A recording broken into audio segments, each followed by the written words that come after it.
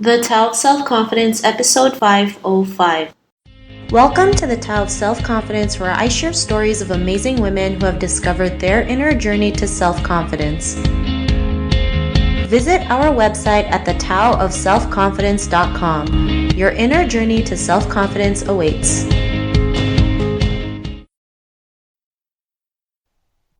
Well, hello, friend. Welcome to the Tao of Self-Confidence, where I share stories of amazing women who have discovered their inner journey to self-confidence. I'm your host today, Sheena Yap Chan, and today I have an amazing lady on the show today. She is a product designer, a lifestyle blogger, and also a student, and I'm really excited to have her on and share her story with us today on self-confidence. So without further ado, I'm going to introduce you to Vanessa Chin. Vanessa, how are you today? Maybe you can fill in a little bit more about yourself to our listeners.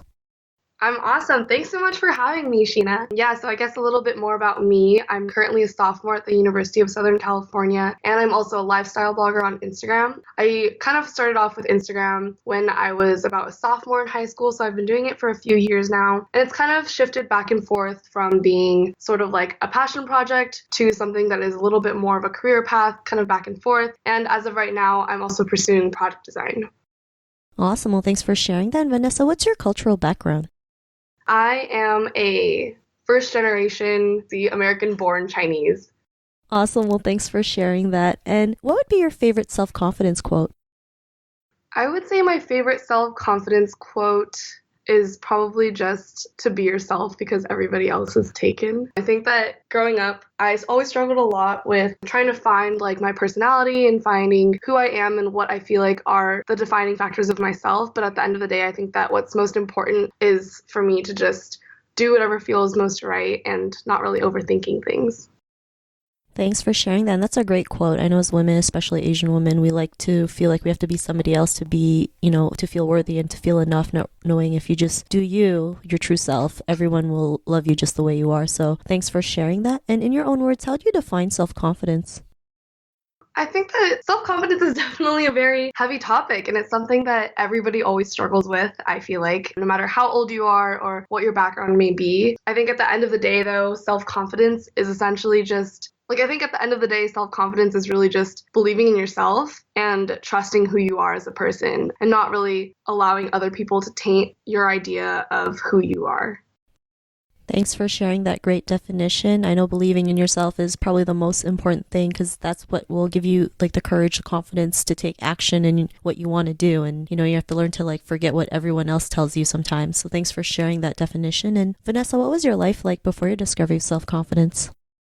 Growing up, I have always been pretty self-conscious about a lot of things about myself, whether that be with my appearance or my background, being held to a lot of traditional American beauty standards and always wondering, like, what can I do to make myself look more appealing, or what should I be doing, or what could I be looking like? And I think that growing up with all of that in the back of your head, it's really hard to find sort of a middle ground and like understanding that there's a balance between finding inspiration in other people and looking into it too much. So I think that it has definitely been quite a journey for me, myself personally. But as I've gotten older and I guess just been able to meet a lot more people and like talk to people about the topic, I've kind of been able to, I guess, learn more about myself and like see that there's a bit of myself that I see in so many different people, but that doesn't necessarily mean that I have to hold myself to the same standards as others.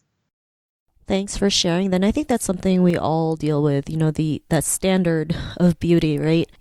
People tend to forget that, you see a pretty woman on the billboards and they look perfect, but you don't realize how much they've altered that person or airbrushed her body or, changed her face to have the idea of perfection. And it's something we can't attain because it's not like we can magically, airbrush our own bodies, or, Photoshop our faces. And that's why we have to realize not everything looks as it appears. There's always like something in the back, right? Just because it looks pretty on the outside, you don't know what goes behind the scenes. And I think as more people realize that, they can feel better and realize like not everyone is perfect. And, perfection's not even something we can attain. So, what was that point in your life when you realized you were beautiful just the way you are and, pursue a career in blogging and, product design? What was that aha moment?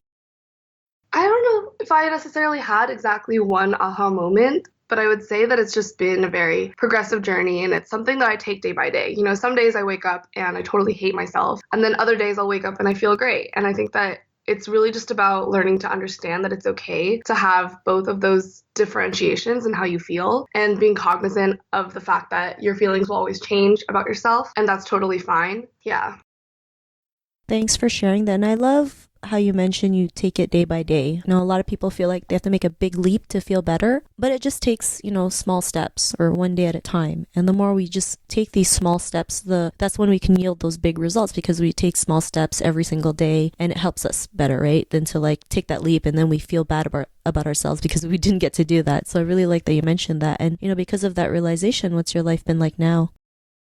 I think I try my best to just take things as they go and like focus less on myself and focusing more on other people. Like rather than thinking about, like how does somebody think about me, or thinking like about how I looks or something like that. Like I think I just try to focus more on, I guess, developing deeper relationships with people and understanding that the way that somebody sees me isn't going to be influenced by just my appearance. It's more about, who I am actually as a person, how I carry myself, and how I take care of other people. So I think it's really about like me learning to center my attention on not just myself, but on people around me as well. Thanks for sharing that. And, to the woman who's listening to your episode, she may be in her own journey of self-confidence. What would be that one tip you would give to her? If I were to give one tip about self-confidence, I think it would be to surround yourself with good people. I think that there's so many points in my life where I've been surrounded by so many different kinds of people, whether they be like similar to me or super different, same background, different ages. At the end of the day, I think that what helps me with self-confidence the most is making sure that the people that I'm surrounded by are people that will support me through no matter what I'm going through. And at the end of the day, I think that it's the people around you who really matter. Thanks for sharing that great tip. And I always believe, surrounding yourself with good people does help you build that confidence, especially when you have days where you're just not feeling 100%. There's someone out there who's pushing you to move forward regardless. And, that's the kind of people you want around your life. So thanks for sharing that tip. And if our listeners wanted to get to know a little bit more about you and what you do, or check out your blog, is there any links or social media profiles we can connect with? Yeah, definitely. I think the best way to find me would be on Instagram. You can find me on Instagram at VQEU. And yeah, feel free to reach out to me, DM me, whatever it may be. Thanks for sharing that. And to our listeners, if you want to connect with Vanessa, you can also head on over to the taoofselfconfidence.com and search for Vanessa's name. Her show notes will pop up along with everything else that we talked about. And I just want to thank Vanessa today for taking the time to share her stories and tips with us on self-confidence. So thank you so much, Vanessa. Yeah, of course. No, thank you so much for having me. Not a problem. It was an honor having you on the show. And to our listeners, be on the lookout for another new episode of another amazing woman's journey to self-confidence. And we'll talk to you soon. Bye for now. Thank you. Thank you for tuning in to another amazing episode of the Tao of Self-Confidence. Want to learn how you can use podcasting to market your business? Download your free report by visiting our website at thetaoofselfconfidence.com. Your inner journey to self-confidence awaits.